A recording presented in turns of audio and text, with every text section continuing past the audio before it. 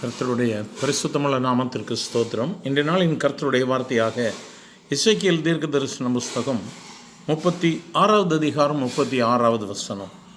கர்த்தராகிய நான் நிர்மூலமானவைகளை கட்டுகிறேன் என்றும் பாழானதை பயிர் நலமாக்குகிறேன் என்றும் அப்பொழுது உங்களை சுற்றிலும் உள்ள மீதியான ஜாதிகளை அறிந்து கொள்வார்கள்.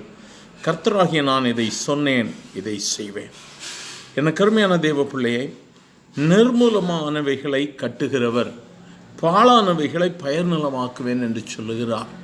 இந்த நாளிலும் ஒருவேளை உன்னுடைய காரியங்கள் நிர்மூலமாகி போய்விட்டது, அநேக காரியங்களிலே தொய்வுகள் தோல்விகள், இனி மீண்டும் என்னுடைய காரியங்கள் எழும்புமா என்று சொல்லி ஒருவேளை கேள்விக்குறியோடு இந்த நாளில் நின்று கொண்டிருப்பீர்களானால், நிர்மூலமானவைகளை என் தேவனாகிய கர்த்தர் கட்டுகிறவராக இருக்கிறார்.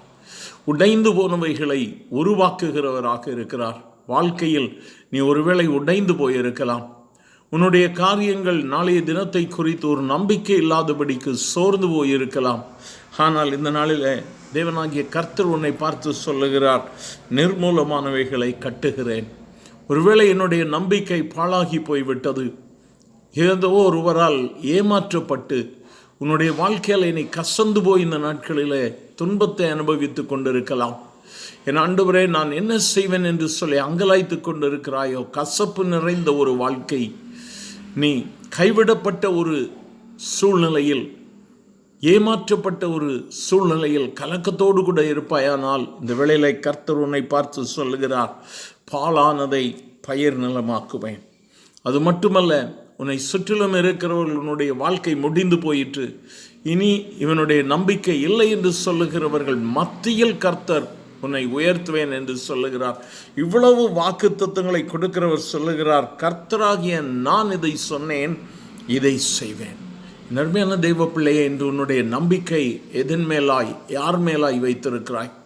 ஒருவேளை இந்த சூழ்நிலைகளை கண்டு நீ சோர்ந்து போய் உன்னுடைய நம்பிக்கையில் நீ மனம் தளர்ந்து போயிருக்கிறாயோ, உன்னுடைய விசுவாசத்தில் நீ மனம் தளர்ந்து போனாயோ, எல்லாம் சொன்னது உண்மைதான், நான் நடக்கலையே என் வாழ்க்கையில் இனி நடப்பதற்குண்டான சாத்தியக்கூறுகள் இல்லையே என்று சொல்லி கலங்குகிறாயோ, பாழாய் போன உன்னை கர்த்தர் கட்டு வைப்பார். அவர் சொன்னதை செய்வார். நீ வாழ்க்கை படுவாய், உன் காரியங்கள் மாறும். உன்னுடைய அனைத்து காரியங்களிலும் ஒரு மாற்றத்தை இந்த சமீப நாட்களிலே நீ காண்பாய். இயேசுவிடத்தில் உன்னை ஒப்புக் கொடுத்து காத்திரு. எங்கள் அன்பின் ஆண்டவரே, ஆசீர்வதிக்கப்பட்ட இந்த காலை வேளைக்காக நன்றி. நிர்மூலமானவைகளை கட்டுகிறவர், பாழானதை பயிர் நிலமாக மாற்றுகிற கர்த்தர், இந்த நாட்களில் நம்முடைய பிள்ளைகளுக்கு கொடுத்த வாக்குத்தத்தத்தாய் ஸ்தோத்திரம்.